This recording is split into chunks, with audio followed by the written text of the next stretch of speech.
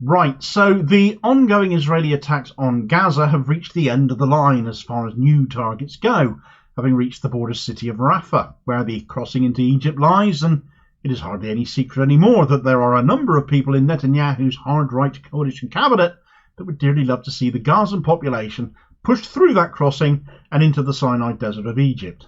Without any right to return, Israel of course denied Palestinians that right. These people would never be allowed back. But what would you do if your back is against the wall and you have a choice between dying or escaping into Egypt through the hole that's been blown in the crossing right next to you? Do you really think Israeli forces wouldn't accidentally or on purpose blow a hole at that border wall, take out all of Egypt's shoring up of the border as well, and provide a route to desperate people which is literally their only path to survival? Well, if all this hasn't escaped your attention, then you know it hasn't escaped that of the Egyptian authorities either. And they've taken a swipe across Israel's bows by threatening to tear up the Camp David peace accords if the people of Gaza get pushed into Egypt. Right, so Egypt, it would appear, are prepared to risk all-out war with Israel right now if their actions in Rafah result in the Gazan people getting pushed into Egypt. Now, for people following the events in Gaza over the last 4 months, especially if you've followed this channel during that time and the content I've put out, you'll know that this is the end game for a lot of people in positions of power or influence in Israel. An entire conference held by the Nahala settler movement played host to numerous far-right government ministers, and not just those from the hard-right coalition parties that are keeping Benjamin Netanyahu in post, but members of his own Likud party too. And they've drawn up plans for Gaza, haven't they? Post-Palestinians, of course, with Israel moving in, taking over and rebuilding all the old settlements that were taken down some 20-odd years ago now, and building whole new ones as well. Where do the people of Gaza go then? Well, these people do not care, do they?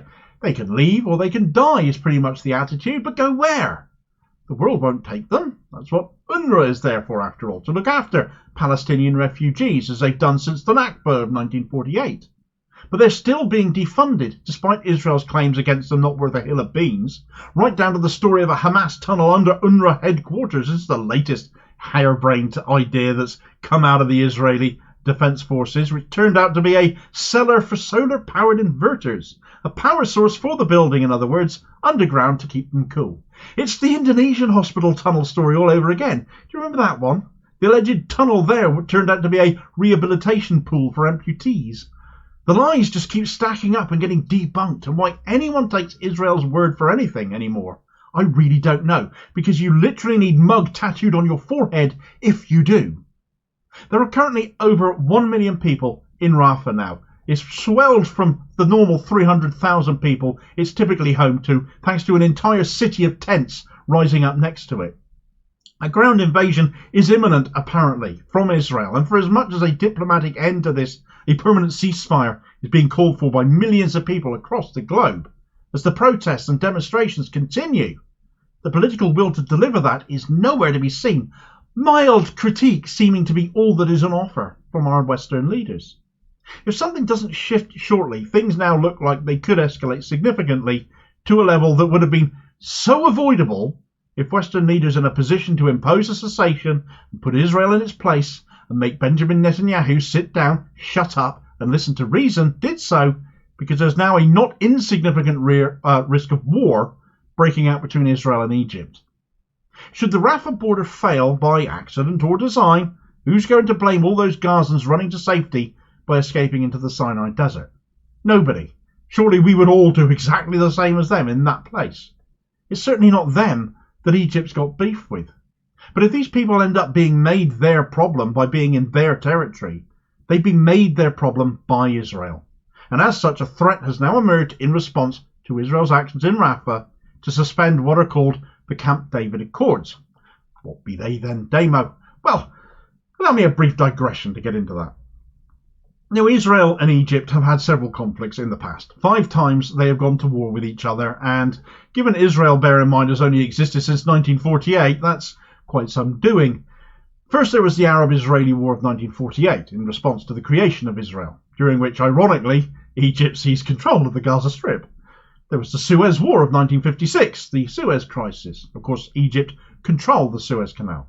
Egypt were involved in the Six-Day War of 1967 when Israel seized more of Palestine. Egypt lost control of the Gaza Strip and the Sinai here too, and Israel placed what was left of Palestine under occupation, of course. In 1968 there was the War of Attrition, where Egypt was supported by Russia to attack Israel following the Arab state defeat the year before, but the most potentially lethal conflict came in 1973 in the form of the Yom Kippur War, which outside of the Cuban Missile Crisis is the closest we've ever come to a nuclear exchange. Clearly something had to be done to de-escalate this situation between Egypt and Israel, and on the 17th of September 1978, under the Jimmy Carter US administration, at Camp David, hence the name, the retreat of the US president as that is, the accords were signed by both the Egyptian president and the Israeli prime minister of the day. And with such a big deal, both men ended up being awarded that year's Nobel Peace Prize. 14 months of diplomatic efforts had come to fruition. It is regarded as one of the biggest achievements of the Carter administration. The eventual outcome of these talks was called the Framework for Peace in the Middle East and had three parts. One, a process for Palestinian self-government in the West Bank and Gaza, still an issue as we know. Two, a framework for the conclusion of a peace treaty between Egypt and Israel. And three, a similar framework for peace treaties between Israel and its other neighbours. Now on that second point, a peace treaty between Egypt and Israel was signed the following year in 1979.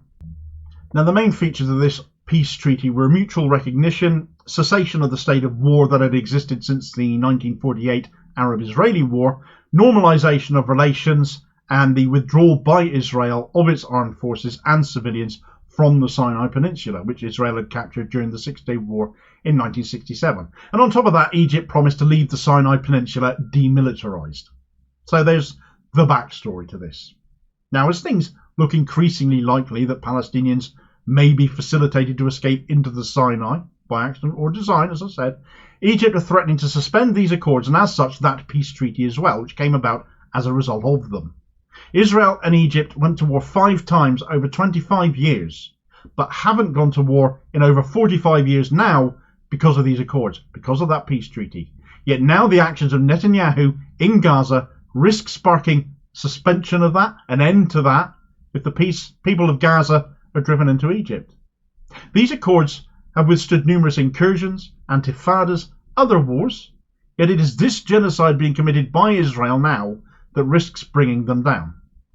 The nuclear threat that had existed between Egypt and Israel in 1973 is still there, though depends on Russian involvement in the situation, since it was Russia's arsenal that Egypt potentially had access to previously. Egypt are not a nuclear nation.